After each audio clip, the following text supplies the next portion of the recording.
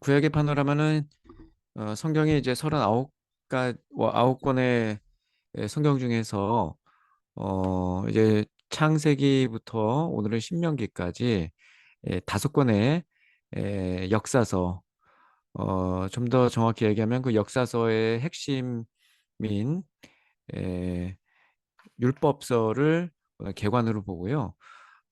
다음 시간에는 어, 선지서 그리고 또 시가서 이렇게 3시간에 걸쳐서 진행하도록 하겠습니다. 네,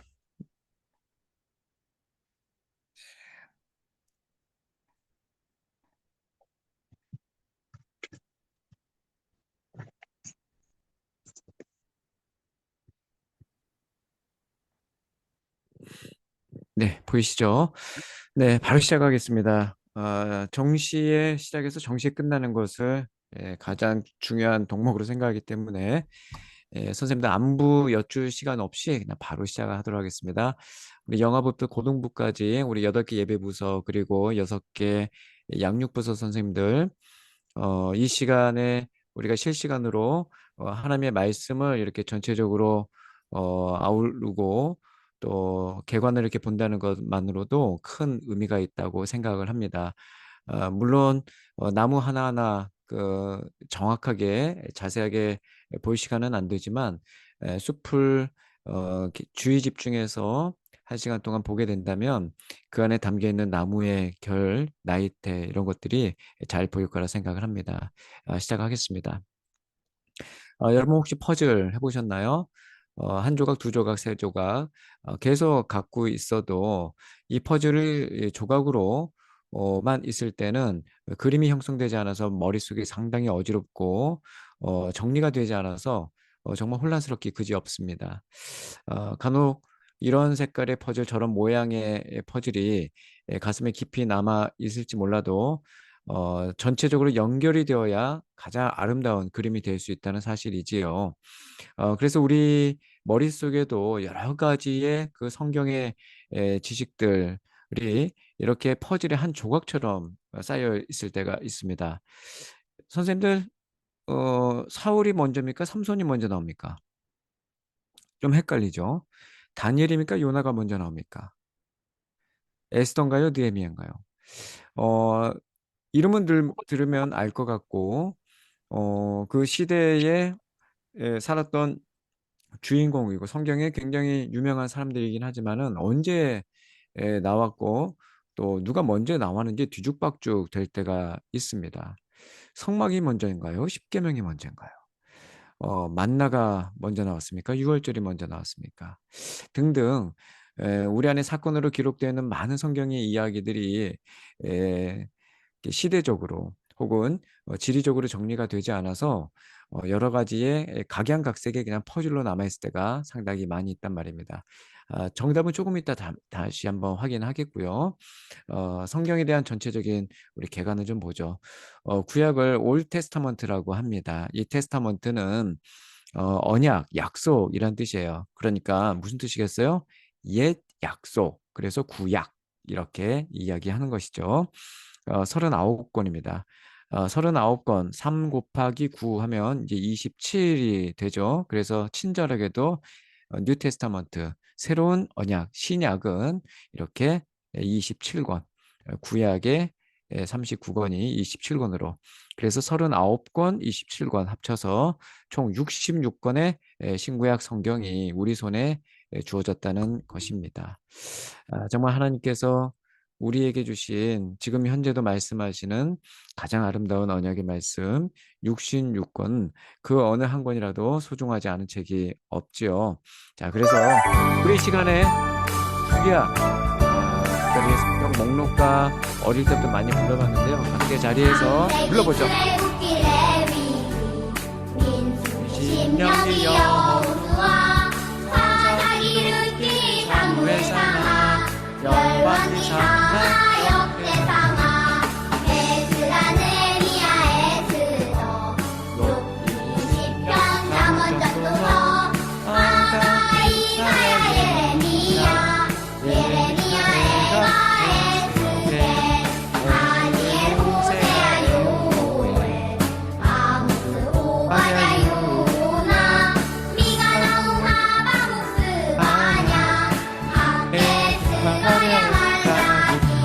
구약 끝입니다. 그럼 이제 신약으로 한번 넘어가 볼게요. 신약은 27번밖에 안 되니까 보여줄까요?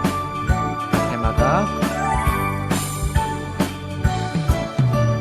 마테마가 누가 요한 사도행전 로마서 고린도 전후 갈라디아서 에베소.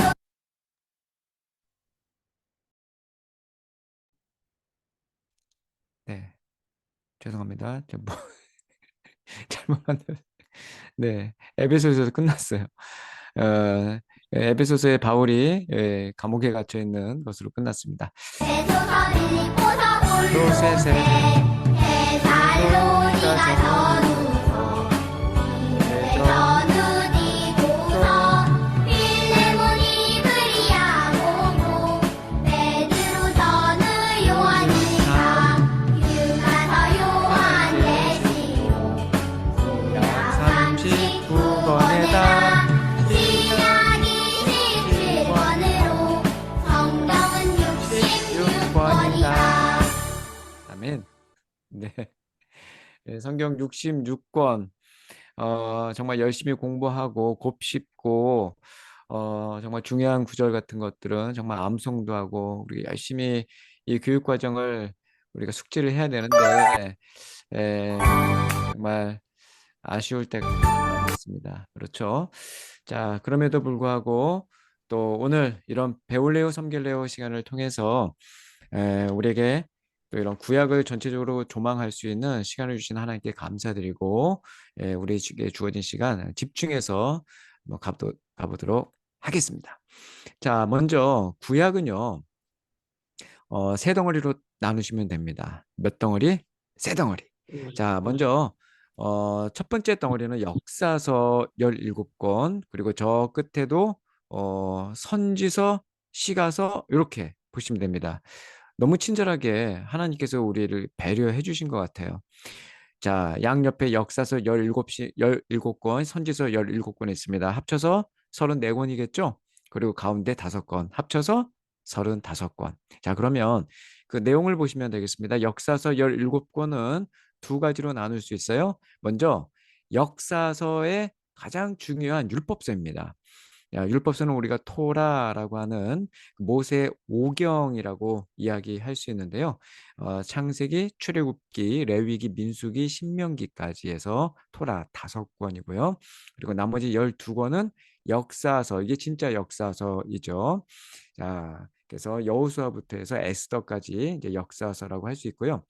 그다음에 이제 시가서는 흔히들 우리가 지혜서라고도 얘기하고 시편, 아가서, 뭐 이렇게 잠언, 전도서 이렇게 얘기할 수 있고요.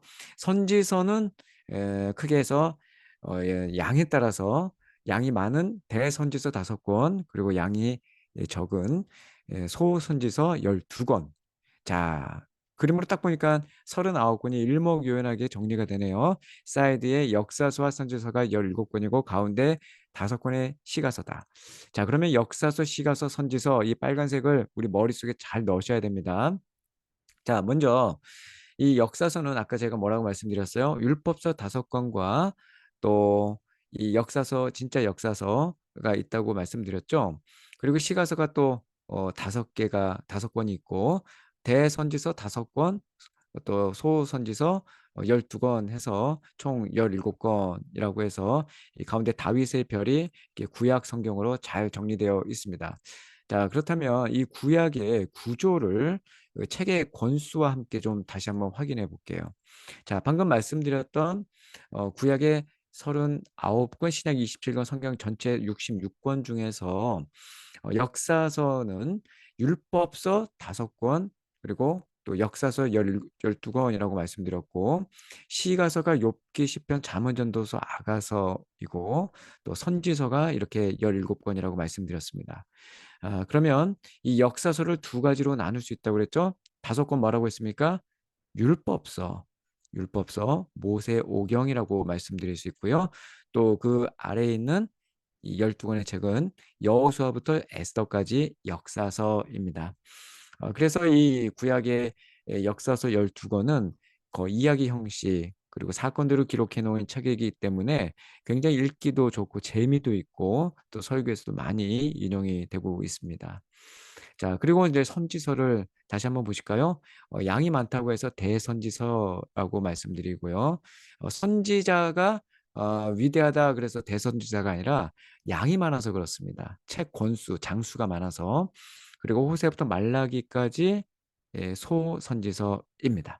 자, 그러면 이 소선지서 12권 중에서 맨 아래에 있는 이 책 말라기인데요. 어떤 선생님께서는 이 말라기를 누가 지었냐라고 하니까 말라라고 말씀하시더라고요. 말라기가 사람 이름입니다. 말라키라는 사람 이름이에요. 그래서 이 기가 기록할 기가 아니라 사람 이름이라는 거.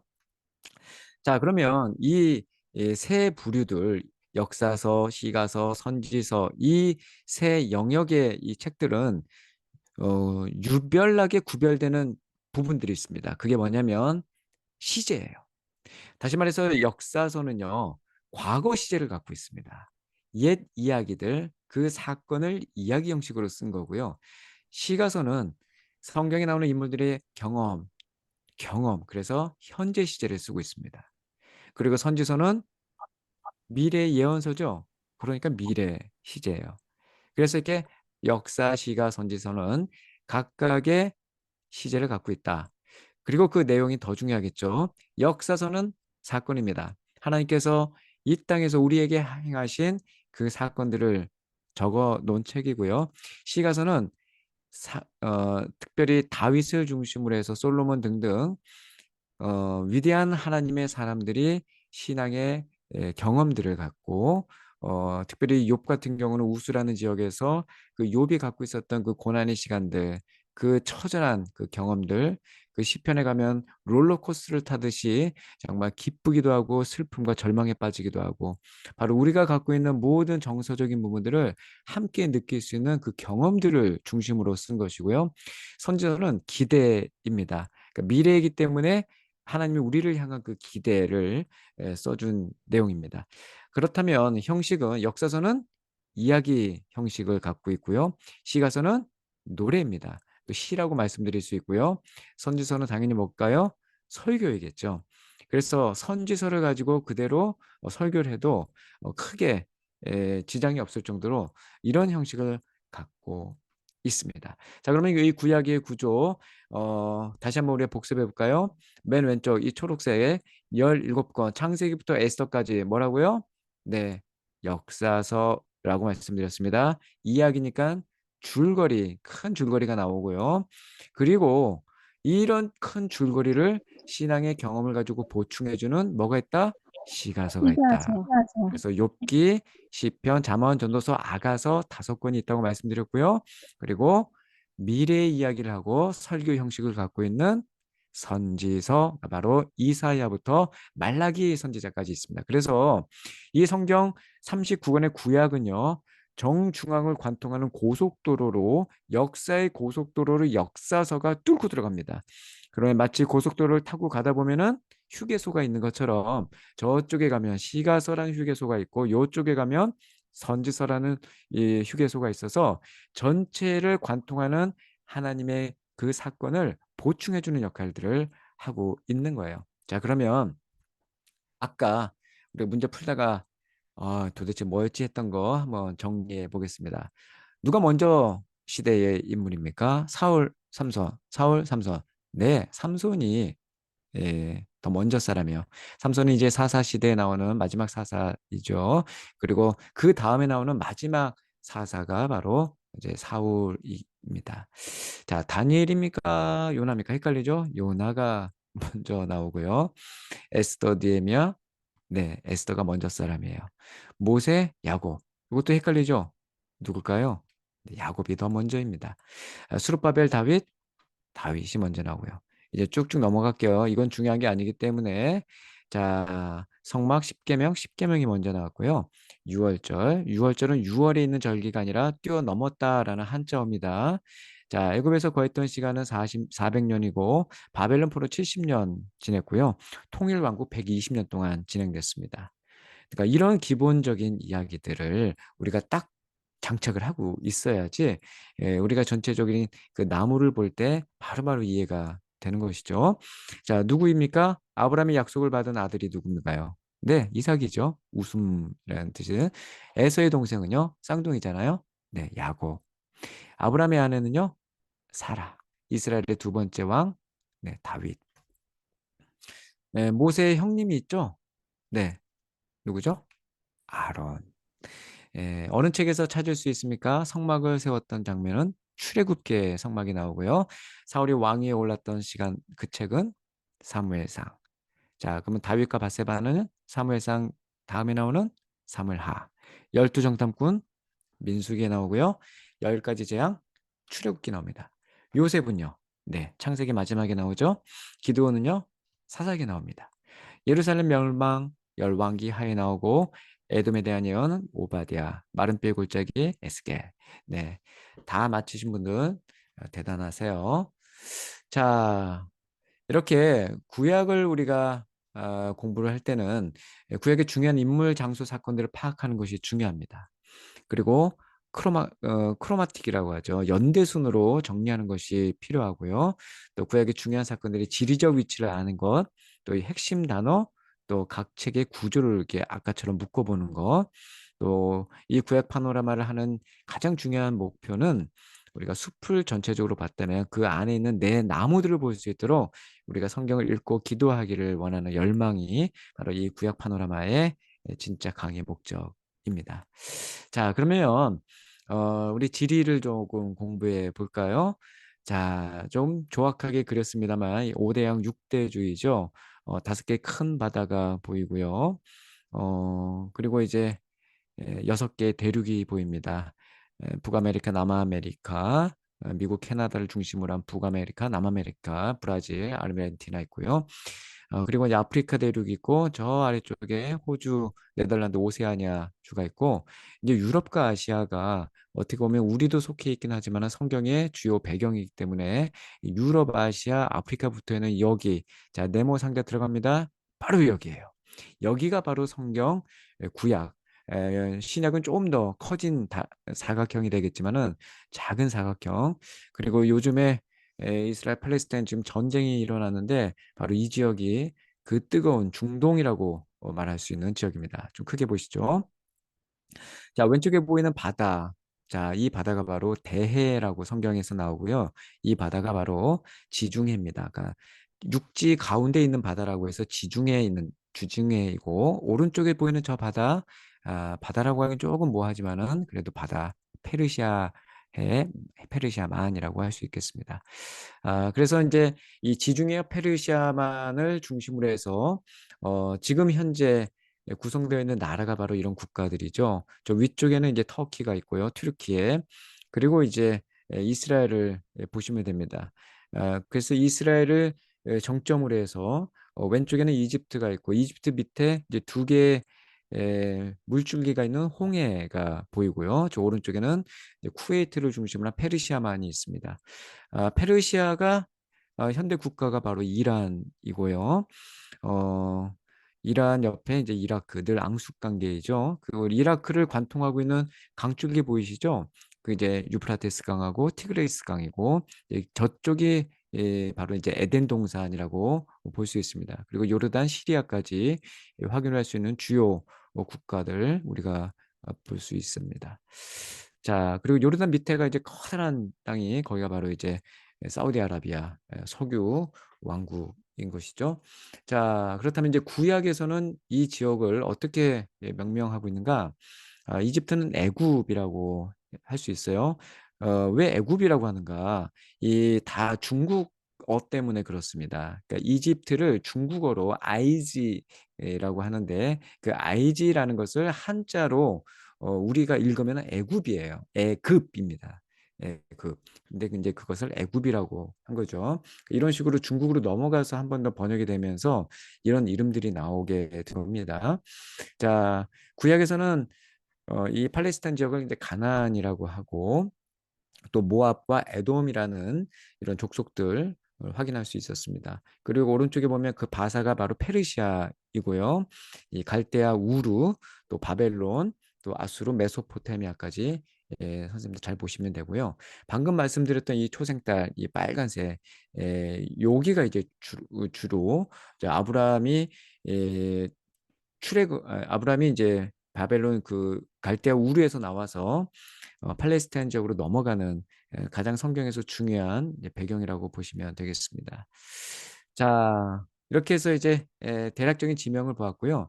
이제 오늘 가장 핵심적인 이번 주 강의 역사서 보겠습니다. 총 5권이고요. 창세기, 출애굽기, 출이집트기라고도 할 수 있습니다. 또 레위기, 민수기, 신명기. 자, 먼저 이 책 이름부터 좀 확인할게요. 창세기는 말 그대로 제네시스, 이 땅에 하나님께서 창조하신 이야기들이죠. 세상을 창조했다. 그래서 창세고요. 출애굽기는 애굽을 탈출했다는 것이고, 레위기는 이제 레위는 이제 바로 제사에 대한 이야기입니다. 거룩을 강조하시고 거룩을 요구하신 그 하나님이 이제 우리로 하여금 어떤 제사를 원하시는지 그 제사에 대한 얘기를 주로 해주시고요. 그 제사는 이제 레위 지파만이 할 수 있기 때문에 레위기라고 말씀드리는 겁니다. 그리고 이제 민수기는 이제 민은 백성 민자고 수는 넘버입니다. 수. 그러니까 백성의 숫자를 셌다라는 책이에요. 그래서 세지 말아야 되는데 백성의 숫자를 세잖아요. 군대에 갈 수 있는 그 백성의 숫자를 이제 모세가 셌기 때문에 이제 민수기 넘버스라고 영어 성경은 나오고요. 신명기의 신은요 거듭 신입니다. 거듭. 그러니까 신신당부하다 할 때 그 신이에요. 그래서 거듭 명한다라는 뜻입니다. 그러니까 모세 두 번째 설교라는 뜻입니다. 자, 그래서 5권의 역사서에 대한 이름의 뜻 확인했습니다. 자, 그러면 이제 본격적으로 이제 창세기의 내용을 하나하나 우리가 살펴가면서 보도록 하겠습니다. 자, 어떻습니까? 창세기 하나님께서 창조하신 이 순서들 여러분 어떻게 순서대로 잘 하실 수 있을까요? 종종 헷갈립니다. 그렇죠? 종종 헷갈려요. 자, 창세기는 창조부터 시작하고 하나님께서 태초에 천지를 창조하시는 장면으로 나오는데 첫째 날에는 빛을 창조하시죠. 그리고 둘째 날에는 궁창과 물. 그래서 궁창이라고 하면은 이게 뭔가 하겠지만 하늘입니다. 그리고 이제 물은 바다라고 보시면 되고요. 셋째 날은 이제 땅입니다. 땅. 그래서 이제 셋째 날까지 하나님께서는 이 프레임을 창조하시고 이제 넷째 날부터는 그 프레임에다가 이제 채워 넣으시는 거죠. 넷째 날에는 뭐죠? 해와 달. 그리고 다섯째 날에는 궁창에다가는 새를, 그죠? 그리고 바다에다가는 물고기를 채워 넣으시고 땅에는요 사람과 동물들을 채워 넣죠. 그렇죠. 그래서 이렇게 먼저 만드시고 채워 넣으신 거. 이 여기에서만 보더라도 하나님의 사랑을 알 수 있는 거예요. 하나님께서 사람을 가장 먼저 만들었다고 해보세요. 얼마나 불편하겠습니까? 그 암흑 속에서. 그렇죠? 하나님의 지혜를 볼 수 있고, 하나님의 선하심을 볼 수 있고, 하나님의 사랑을 느낄 수 있는 이 창조의 순서인 것입니다. 자, 빛, 궁창, 바다, 땅과 식물, 그리고 새와 물고기까지 확인했습니다. 자, 이렇게 해서 창조를 우리가 확인했고요. 하나님께서 이렇게 만들어 주신 이 땅, 그 땅 중에서 첫 사람, 그러니까 아담과 하와를 어, 만드신 그곳이 이제 에덴이고 그쪽에서 하나님과 친교를 하며 잘 살았지만은 뱀의 유혹으로 이제 타락을 하게 되죠. 죄가 들어오게 됩니다. 그리고 그 죄로 말미암아서 하나님께서는 이 땅에 에, 홍수를 허락하시죠. 그래서 노아를 통해서 홍수를 주시고 또 그 홍수로 말미암아서 사람들이 이제 다 죽고 여덟 식구만 그 방주 안에서 살아남게 되면서 이제 다시 리크레이션 재창조가 이루어지죠. 그리고 이제 언어를 혼잡게 하시는 그 바벨탑 사건이 나타나고 민족들이 생기게 됩니다.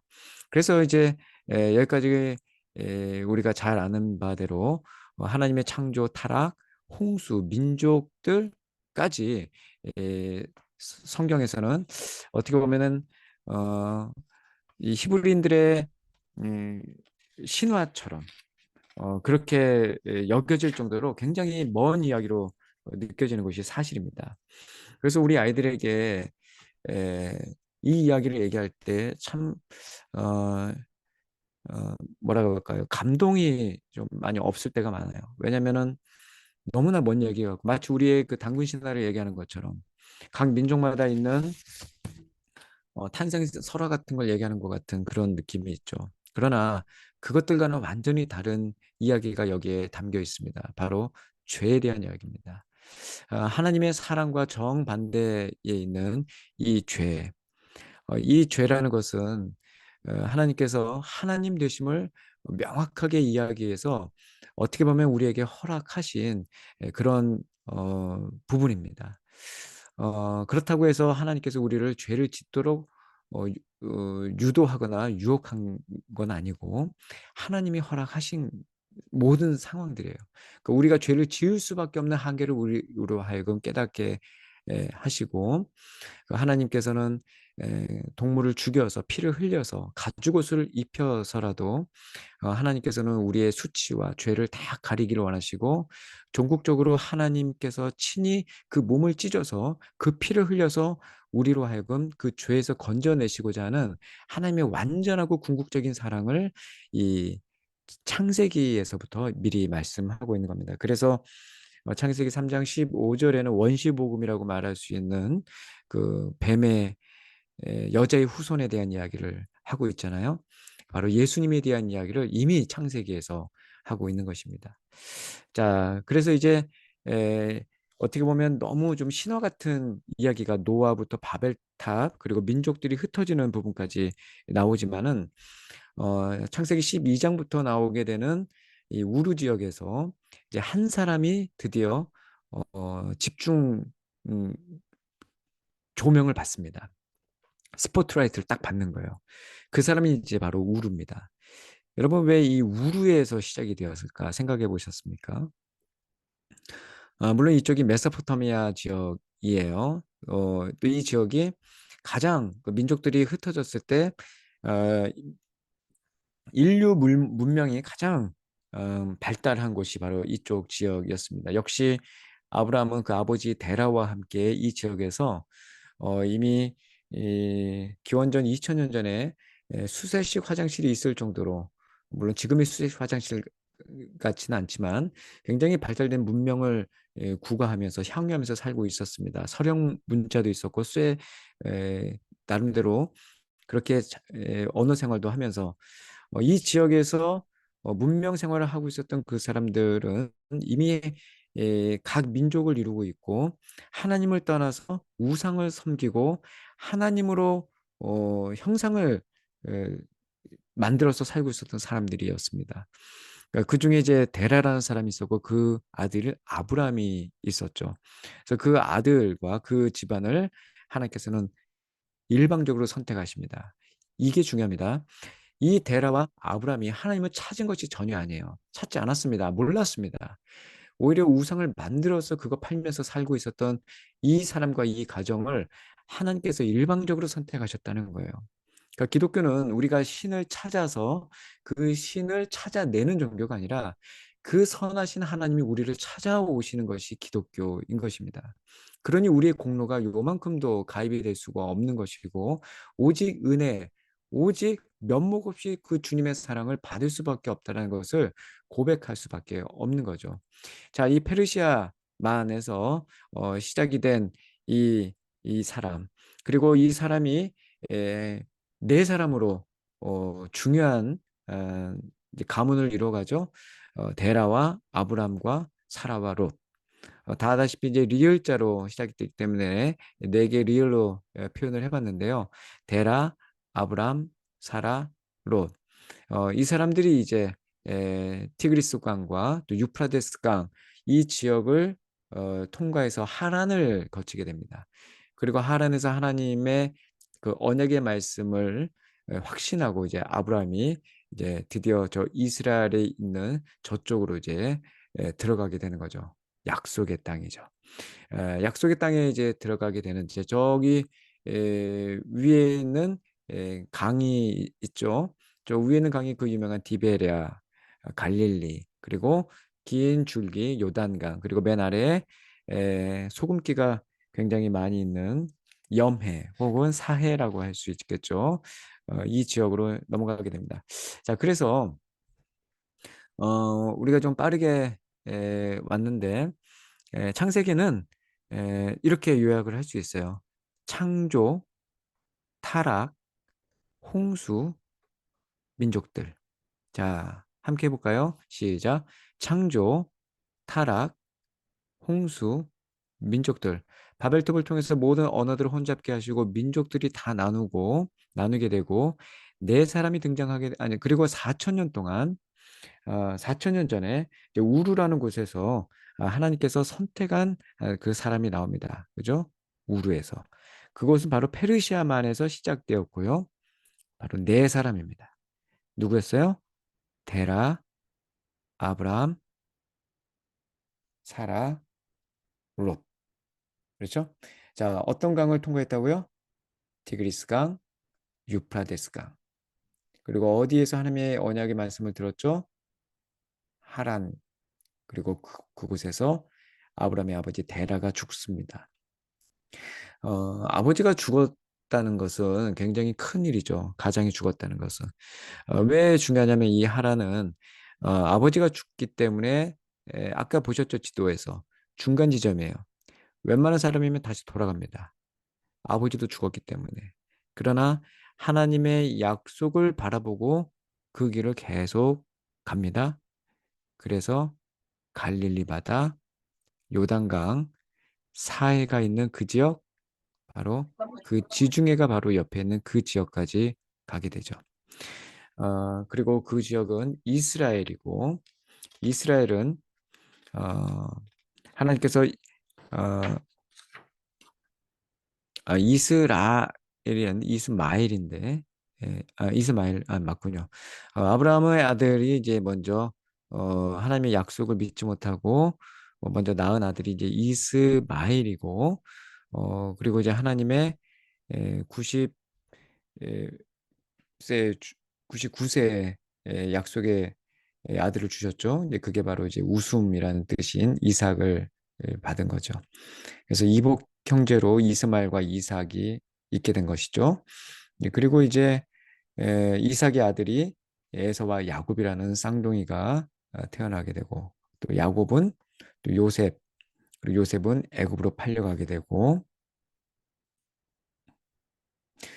또 애굽으로 팔려간 어, 그곳에서 이제 유대인이라는 비로소 12지파로 시작되는 그 야곱의 아들들 12지파가 이제 넷째 아들이 유다잖아요. 그 유다에서 시작된 요셉의 그 가문들, 그 야곱의 가문들이 이제 유대인이 되는 겁니다. 그래서 애굽으로 가서 400년 동안 종살이를 하다가 하나님께서는 그 애굽에서 종살이하고 있는 그들을 이제 건져내시죠. 아, 여러분 지금 벌써 창세기가 그냥 순식간에 후루룩 지나갔습니다. 어, 출애굽기는 400년 속박이 굉장히 중요합니다. 여러분 400년이면 조선 왕조가 500년이 조금 안 됩니다. 한 왕조의 시간이에요. 그러니까 완전히 체질이 바뀌고 정체성이 다 바뀌는 시간대입니다. 그러니까 완전히 이 종으로서 살 수밖에 없는 종의 정체성을 가졌던 이 유대인들, 애굽으로 이주한 이 이스라엘 백성이 요셉이 죽은 지 400년 동안 이제 속박을 받게 됩니다. 그리고 이제 이스라엘 백성이 애굽에 들어와서 점점 더 숫자가 늘어나면서 이제 강성해지는 것을 이제 애굽의 바로가 보게 된 거죠. 그래서 뭐 어떻게 합니까? 이러다가 우리가 이스라엘에게 당할 수도 있겠구나 위기의식을 느끼면서 백성들에게 노역, 고역, 탄압을 통해서 속박을 가하죠. 그래서 이스라엘 백성은 하나님께 이제 부르짖게 됩니다. 그 전까지는 그냥 잘 살았어요. 어떻게 보면 종으로서. 왜냐하면 고기도 먹고 그게 이제 체질화되어 그래서 그 고난을 이렇게 허락하신 겁니다. 그때 이제 하나님께서 사용한 사람이 이제 모세이죠. 이제 출애굽하면 우리가 모세를 떠올려야 됩니다. 이스라엘을 구원할 그 지도자 모세. 그 모세는 누굽니까? 히브리인이죠. 유대인입니다. 이스라엘 사람으로서 애굽에서 태어났습니다. 그러니까 그것도 그냥 태어난 게 아니라 왕자로 태어나죠. 왕자로 태어났다기보다도 하나님께서 그 왕자로 만드신 거죠. 모든 사내 아래를 죽이라는 명령을 했던 그 서슬퍼런 시기에 태어났고, 모세 부모는 그를 죽이지 않고 3개월 동안 키워보지만 울음소리가 너무 커져가지고 더 이상 키울 수 없게 되자 믿음으로 하나님께 그 아들을 맡기면서 이제 갈대 상자에 넣어서 나일강에 띄워보내잖아요. 근데 여러분, 이 갈대 상자가 히브리어로 테바라고 하는데, 이 테바란 단어를 똑같이 썼던 게 노아의 방주입니다. 그래서 노아의 방주를 배라고 말씀하시면 곤란해요. 노아의 방주는 배가 아닙니다. 왜냐하면 배가 되려면 두 가지가 있어야 돼요. 동력하고 방향키가 있어야 됩니다. 근데 방주는 그런 것들이 없어요. 갈대 상자도 마찬가지입니다. 그냥 갈대 상자입니다. 배가 아니에요. 종이배도 아닙니다. 동력도 없고 키도 없기 때문이에요. 그냥 방주든 갈대 상자든 그냥 둥둥 떠 있는 겁니다. 둥둥 떠 있는다는 건 뭐예요? 하나님께서 어, 주장하신다는 겁니다. 그렇죠. 그래서 우리 인생이 이 테바, 바로 이 갈대 상자와 이 방주가 함의하고 있는 것은 바로 예수 그리스도에 담겨 있는 것을 우리가 얘기를 하는 거예요. 그러니까 우리가 우리의 인생을 이렇게 주장하는 게 아니라 예수에 담겨서 우리가 이렇게 다니는 겁니다. 그렇기 때문에 그 방주는 생명이고 구원이고 갈대 상자도 생명이고 구원이고 예수 그리스도도 생명이고 구원이다, 이렇게 말씀드릴 수 있는 거죠. 그래서 어, 그 갈대 상자에 담겼던 어, 모세가 마침 목욕을 하러 나왔던 그 바로의 공주의 눈에 들어가서 양아들이 되잖아요. 그래서 왕궁에서 그 궁정에서 왕자 교육을 받게 되죠. 그러니까 하나님은 이렇게 그 사지에 몰렸던 하나님이 선택한 백성을 하나님의 방법으로 이렇게 살려내신다는 것을 이렇게 보여주고 있습니다. 자, 그리고 이제 모세가 40살이 되었을 때 이제 고난을 겪게 되죠. 여러분, 성경은 수비학으로 이루어져 있습니다. 숫자가 나올 때는 조금 더 우리가 민감하게 봐야 돼요. 나이 40까지는 별로 고난이 없었어요. 그냥 왕자로 살았습니다. 근데 그 우리는 부록의 나이라고 하는 그 40이라는 그 모세의 나이 때 인생 일대 고난을 맞게 되죠. 애굽 사람과 히브리 사람 싸움을 보게 됐을 때 모세가 이제 애굽 사람을 그때 이제 죽이잖아요. 그래서 도피하면서 또 몇 년을 지냅니까? 40년. 그렇죠? 그래서 이 40이라는 숫자가 의미하는 것은 고난, 역경, 이런 겁니다. 또 테스트, 시험. 그래서 이 40이라는 숫자는 예수님도 40일 동안, 그죠? 금식을 하셨고 광야에 끌려가서 또 40년 동안 또 그 이스라엘 백성들이 또 광야 생활을 하고요. 그래서 40은 너무너무 중요한 숫자입니다. 그냥 고생해봐라, 그게 아니라 그 고난 역경을 통하여서 하나님 살아계심을 똑똑히 정신 차리고 보게 되는 시간들이에요. 그래서 이 모세가 40년 동안 왕궁에서 어, 왕자로서 살게 되었지만 비로소 그 살인 사건을 통하여서 자신의 그 정체성, 사명을 이제 깨닫게 되고 40년 동안 하나님께서 왕궁 수업이 아니라 이제 광야 수업을 받게 합니다. 그리고 모세 나이 80세 때 모세가 한 산에서 하나님께 사명을 받죠. 호렙산, 그렇죠? 호렙산에서 사명을 받죠. 그 사명은 뭡니까? Let my people go. 내 백성을 보내라. 내 백성을 이끌어내라입니다. 그래서 모세는 그런데 그 사명을 듣고 어떻게 했어요?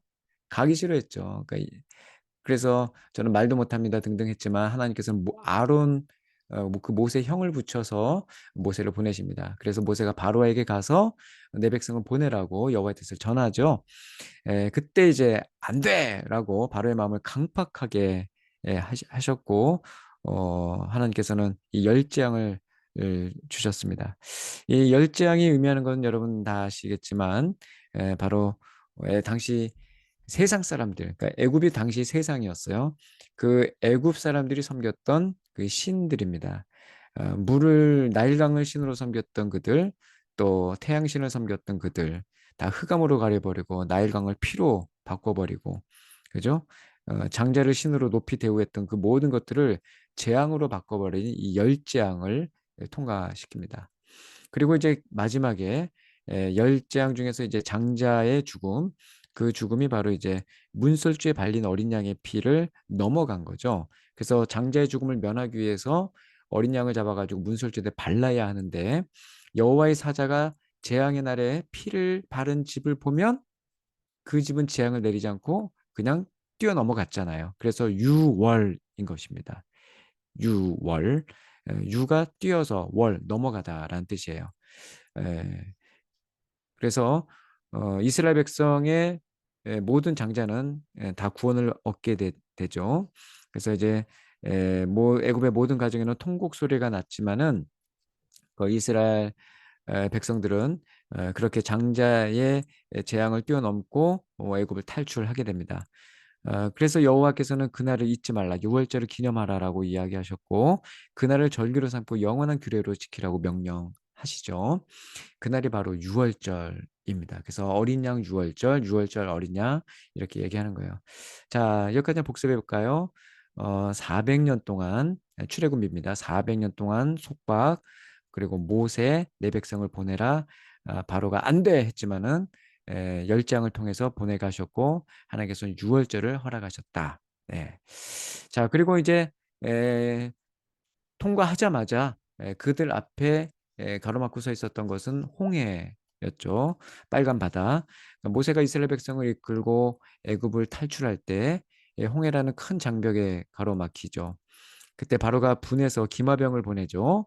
여기서 모세가 지팡이를 두 손을 내밀자 바닷물이 갈라지는 사건, 그리고 이스라엘 백성은 안전히 홍해를 건너오고 모세가 다시 지팡이를 든 손을 내밀자 다시 물이 하나가 되어서 뒤따라오던 그 애국 군대가 모두 물속에서 죽게 되는 역사 우리가 다 보았습니다. 그리고 홍해를 건넌 그 이스라엘 백성은 하나님을 경외하며 하나님을 찬양하면서 모세도 따르고 그렇게 하나님을 찬양하게 되죠. 그리고 이제 그들이 이제 배가 고파지게 되죠. 그 이제 광야 생활이 본격적으로 됩니다. 그랬을 때 하나님께 주신 게 뭐였습니까? 만나죠. 이게 뭐지? 이게 뭐지? 그게 바로 만나라는 뜻이죠. 그래서 만나를 보게 되고 하늘에서 내린 그 신령한 양식 그 만나를 보면서 와, 그게 이제 생명으로 연결되는 거죠. 그 생명의 양식이니까 하늘에서 온 양식이니까. 근데 그 하늘에서 내려온 그 만나는 그냥 이스라엘 백성들이 40년 동안 먹었던 것으로 생각하시면 안 되고 이 땅에 살고 있는 우리가 매일매일 하늘에서 떨어진 그 양식을 먹는 것처럼 예수님으로 살아야 된다는 것을 알려주는 굉장히 중요한 뚜렷한 구약의 그림인 거예요. 그래서 구약 시대 때 이스라엘 백성들이 40년 동안 광야 땅에서 먹었던 매일의 양식 그 만나가 뭐다? 주기도문에서 말하는 매일 우리에게 일용할 양식입니다. 그 매일 우리가 일용할 양식은 매일 세끼 먹는 그 밥도 있긴 하지만 진짜 의미는 뭐다? 데일리 브레드, 매일의 양식은 바로 예수님이에요. 그래서 요한복음에 나오면 내가 바로 하늘에서 내려온 생명의 떡이다라고 얘기하잖아요. 그러니까 우리는 그 만나를 보면서도 예수님과 바로 연결을 지어야 되는 겁니다. 네. 이렇게 해서 어, 광야 생활이 시작이 되고 배고파서 불평하던 그들에게 만나도 주시고 맨날 이것만 주냐 해서 메추라기도 주시고 또 목이 마르다고 불평했을 때 하나님께서 반석을 쳐서 물을 펑펑 쏟게 해주셔서 갈증을 해소해 주시고 이렇게 이스라엘 백성이 불평과 원망 끝에 한 산에 이르르죠. 그 산이 바로 신의 산입니다. 그러니까 굉장히 중요한 산이 나왔어요. 아까 모세가 하나님의 메시지를 들었던 호렙산 그리고 이스라엘 백성들이 맞닥뜨린 그 산, 신의 산. 여기에 이제 모세가 그 신의 산에 올라가서 뭘 받죠? 십계명을 받죠. 그 율법을 받습니다. 그래서 십계명을 통해서 요구하시는 그것이 바로 하나님 사랑과 이웃 사랑이잖아요. 그래서 거룩한 백성이라면 마땅히 지켜야 될 그 기본 원칙을 받게 됩니다. 그래서 이제 하나님 백성으로서 살아야 될 그 원칙을 받게 된 거예요. 그러니까 하나님 백성으로 뭐 그동안 기준이 없었으니까 어떻게 살아야 되냐? 막막했지만 이제 정확한 성문법이 생긴 겁니다. 법이란 게 생긴 거예요. 그러니까 거룩한 백성에게 주어진 하나님의 거룩한 율법이라 생긴 거예요.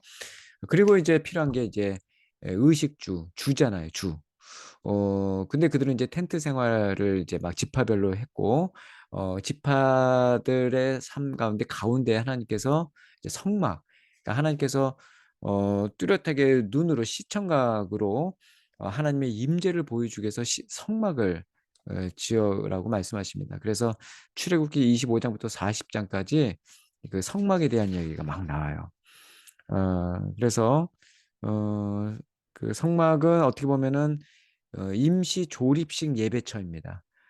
그곳에서 성막에서 하나님 만나지만 하나님이 또 구름 기둥과 불 기둥을 일으켜 가지고 이동하면은 성막 다 철수해 가지고 또 막 이동하는 거예요.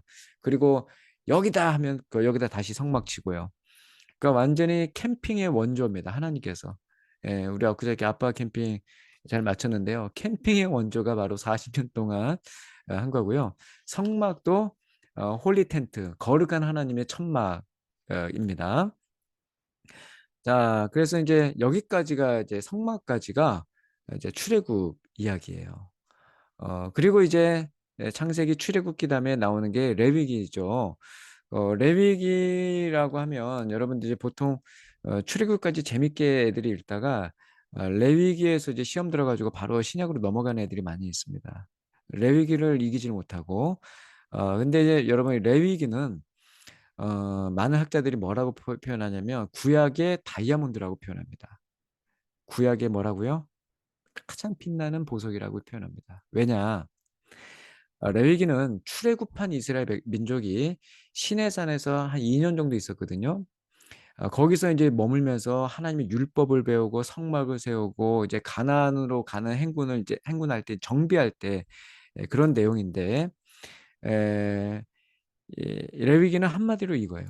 죄인인 우리가 어떻게 거룩하신 하나님을 예배하며 그분과 동행하는가? 사실 이건 불가능한 겁니다. 근데 이걸 가능하도록 하나님께서 길을 열어주셨어요. 그게 예배입니다, 여러분. 여러분, 예배를 너무나 우리가 그동안 종교 의식으로만 생각하고 그냥 하찮게 생각하고 또 예배야? 이렇게 생각하는데 죄인인 우리가 하나님을 만날 길이 없어요. 방법이 없습니다. 근데 그 길을 하나님 쪽에서 우리에게 열어주신 게 그게 예배예요. 그러니까 예배는 우리가 디자인하고 우리가 만드는 게 아니라 하나님이 세팅해 주는 걸 우리가 동참하는 게 예배예요. 그 예배의 그 매뉴얼이 바로 레위기예요. 그래서 레위기 하면 가장 많이 나오는 단어가 뭐다? 거룩입니다. 그래서 거룩. 그래서 여러분 거룩은 구별됐다라는 뜻이잖아요. 그러니까 하나님이 거룩하다 할 때 하나님 우리와 구별됐다라는 그런 말입니다. 네, 지금 23분입니다. 23분이에요? 벌써? 7분 남았네. 네. 자, 그래서 하나님께서 우리에게 5가지의 그 제사를 주시고 7가지의 절기를 주셔서 5제사 7절기 이렇게 보시면 되겠습니다. 먼저 이제 첫 번째 제사인 번제, 번은 이제 태우다라는 뜻이에요. 태우다. 그래서 완전 짐승을 완전히 다 살과 가죽, 뼈까지 다 들춰내서 태워버리는 겁니다. 그래서 버닝이라는 말을 쓰고요. 번제. 그래서 우리 번아웃이라고 하잖아요. 번아웃. 힘들 때. 그 번이 이 번이라고 어떻게 보면 좀 번아웃은 영어인데 번제는 한자입니다. 똑같아요.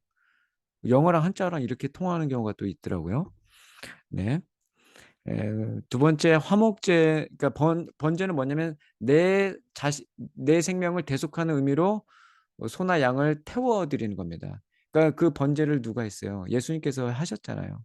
자신의 몸을 다 찢고 불살라 버리신 거죠. 자, 소제는 뭡니까? 곡식을 드리는 거죠.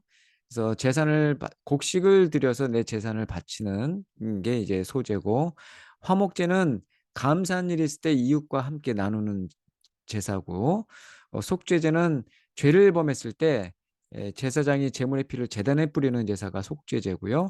속건제는 하나님의 것이나 이웃의 것에 해를 입혔을 때 용서를 구하고 보상하는 제사가 이제 속건제입니다. 제사 5가지. 오늘날에는 이런 것들이 다 영단번의 제사로 예수님께서 십자가를 지셨기 때문에 예수의 십자가에 의지해서 우리는 예배하면 되는 겁니다. 더 이상 양 잡지 않아도 되고 소 잡지 않아도 되고요. 이제는 뭐 곡식 같은 거 뭐 태우지 않아도 되고 얼마나 감사한지 모르겠어요. 자, 이제 절기를 보셔야 돼요. 절기는 아까 말씀드렸던 6월절 뛰어넘었던 문설주 어린 양의 피, 그리고 이제 무교절, 뭐 초실절 쭉쭉 나오는데 초실절은 첫 열매입니다. 첫 열매이신 예수님, 그러니까 예수님께서 죽으신 것을 초실절로 보고 그로부터 이제 부활이 그러니까 유월절이 유월절을 이제 예수님의 죽으시는 십자가의 사건으로 봐야 되는 거죠. 그죠? 그리고 이제 초실절을 부활절로 봅니다. 그리고 이제 부활 후 며칠이죠? 50일 이후에 이제 오순절로 보죠. 그죠? 그리고 이제 나팔절을 뭘로 봅니까? 이 재림, 예수님의 재림, 그리고 이제 속죄 장막절 이렇게 보는데 이 칠절기 또한 다 예수님의 그 행하심들을 예수님의 그 사역들을 다 예표하는 방법이에요. 그래서 다시 한번 정리하자면 이 5가지 제사는 하나님께 나아가는 방법이고 6가지 이 절기는 하나님과 동행하는 삶. 그래서 우리가 절기 예배를 우리가 좀 신경 써서 드리는데 이 구약의 절기를 그대로 지키진 않습니다.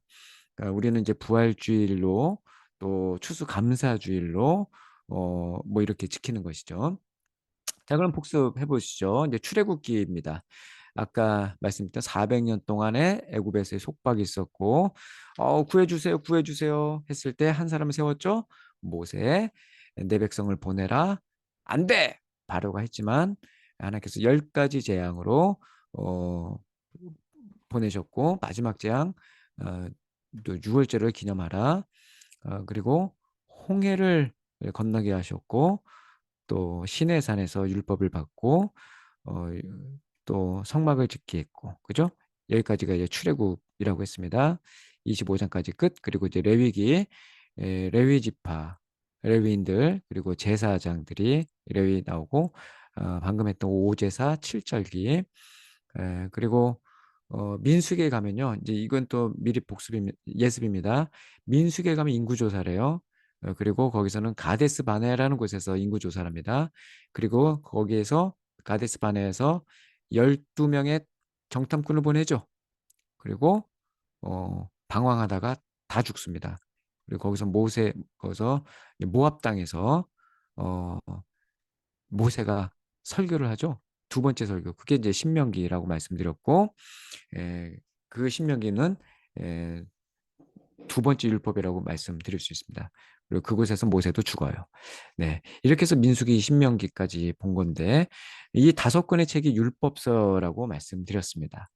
그래서 에덴에서 애굽까지가 창세기이죠. 아까 창세기 12장에서 아브라함이 등장했고 4대 족장 아브라함의 아들 이삭, 야곱, 요셉, 또 요셉이 애굽으로 팔려 나간 데까지, 그래서 요셉 애굽에서 죽은 것까지, 그래서 에덴에서 애굽까지가 창세기이고요.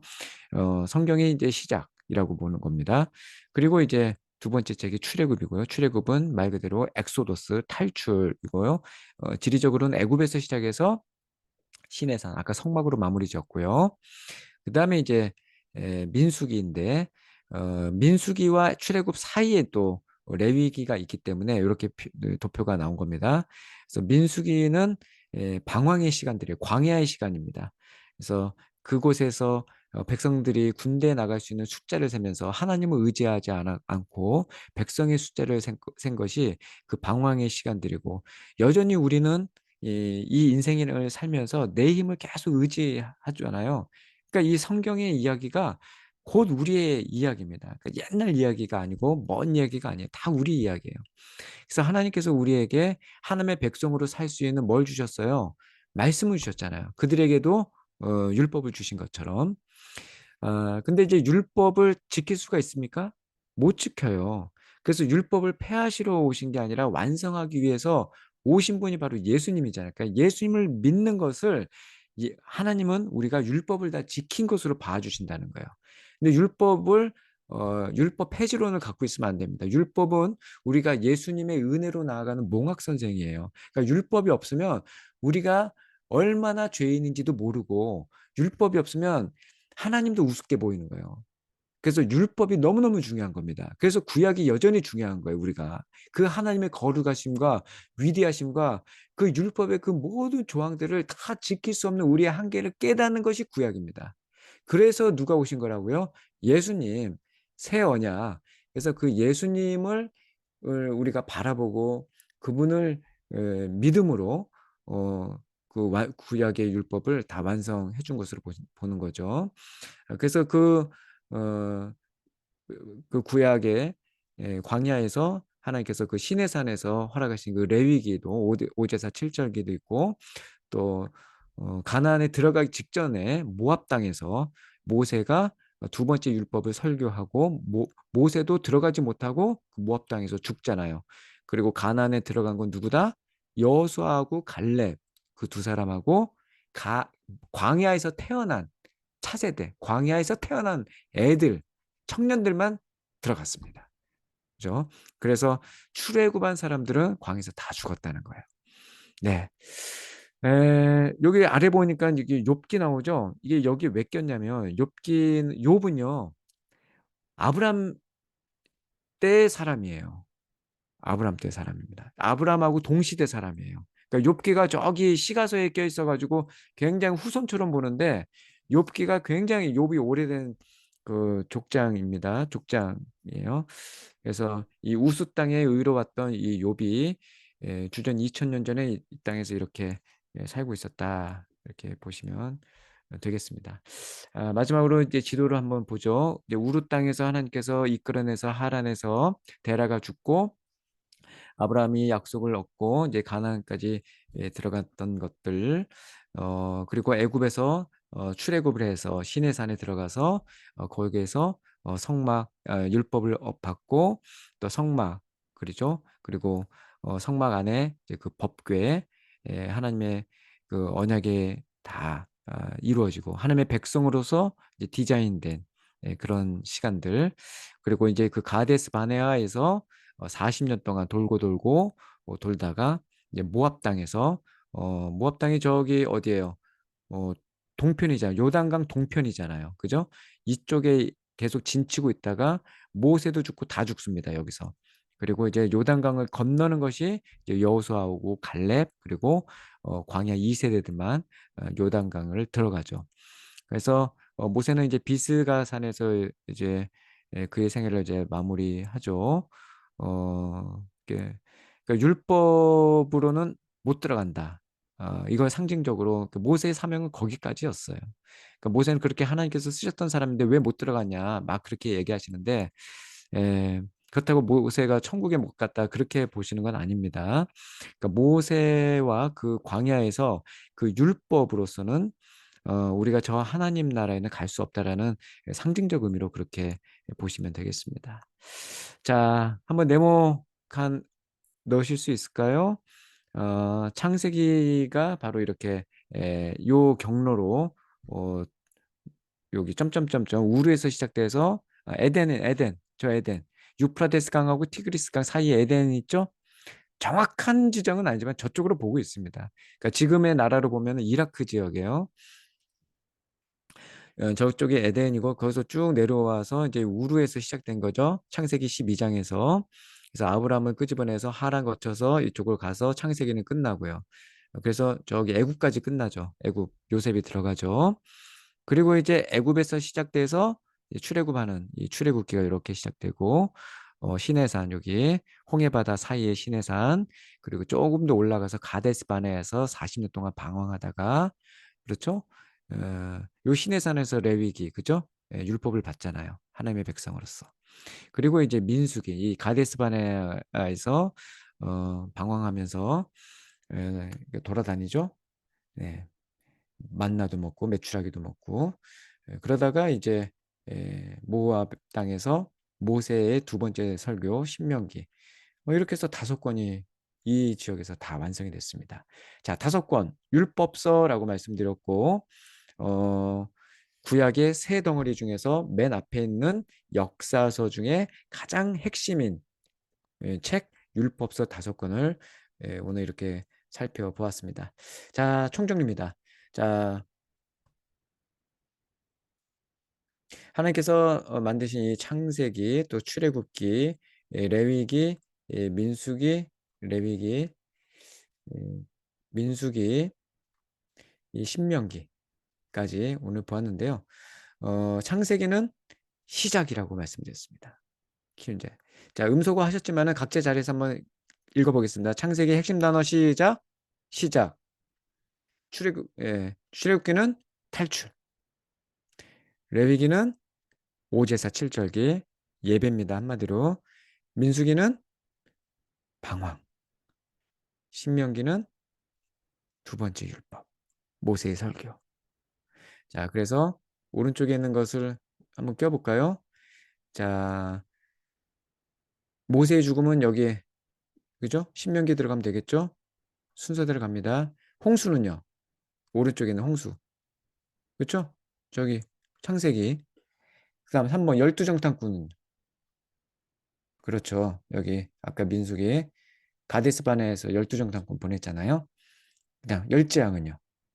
네. 탈출할 때. 그다음 오제사. 네, 바로 나왔네요. 여기. 두 번째 인구조사. 네, 민수기 자체가 인구조사라고 그랬죠? 네. 그다음에 세 번의 설교. 네. 예, 민수기 두 번째 율법. 이게 모세가 세 번 설교했습니다. 여기서. 그다음에 아브라함은요. 창세기 나오죠? 네. 그리고 9번 뭐야? 성막. 예, 출애굽기 25장이 나오죠. 마지막에 또 맨 마지막 10번 7절기. 예, 5제사 7절기. 네, 이렇게. 네, 수고 많으셨어요.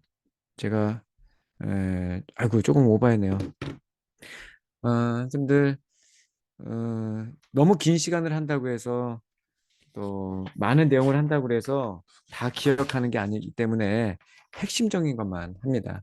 핵심적인 것만 반복을 하고 큰 틀만 우리 머릿속에 있어도 설교를 들을 때나 아이들과 공과를 할 때나 또 아이들이 어떤 질문을 할 때도 큰 그림은 우리가 갖고 있으면 편하게 아이들과 소통할 수 있을 거라고 생각합니다. 모쪼록 다음 시간 오늘 강의는 또 영상으로 잘 정리가 돼서 유튜브에 탑재되니까 못 들어오신 선생님들 각 부서에서 잘 홍보해 주셔서 꼭 들을 수 있도록 해주시고요. 둘째 주, 셋째 주 꼭 완주하셔서 우리 마지막 주에는 실제로 성서 역사 박물관에 가서 하나님의 말씀의 소중함을 다시 한번 눈으로 확인하는 시간까지 가졌으면 좋겠습니다. 선생님들 오늘 수고 많으셨고 누가 그러더라고 오늘 굉장히 맑은 이 가을 하늘인데 파라다이스 빈이라는 표현을 쓴다고 하더라고요. 1년 중에서 가장 아름답고 가장 좋은 날씨라고 하더라고요. 낙원의 날씨. 이 좋은 날씨에 하나님 말씀 더 사랑하는 우리 선생님들 되시길 바라겠습니다. 네, 제가 기도하고 마치겠습니다. 하나님 아버지 감사합니다. 10월 12일 이 화요일 밤에 저희들 하나님의 말씀의 자리로 초대해 주셔서 감사합니다. 잘 배우고 우리 아이들 말씀으로 잘 섬겨나는 우리 귀한 교육부 선생님 될 수 있도록 인도해 주세요. 예수님 이름으로 기도드렸습니다. 아멘. 선생님들 안녕히 주무세요. 수고하셨습니다. 감사합니다. 감사합니다. 네, 목사님 잘 감사합니다. 안녕히 들어가세요. 주무세요. 감사합니다. 안녕히 주무세요. 감사합니다. 줌 종료하겠습니다. 네.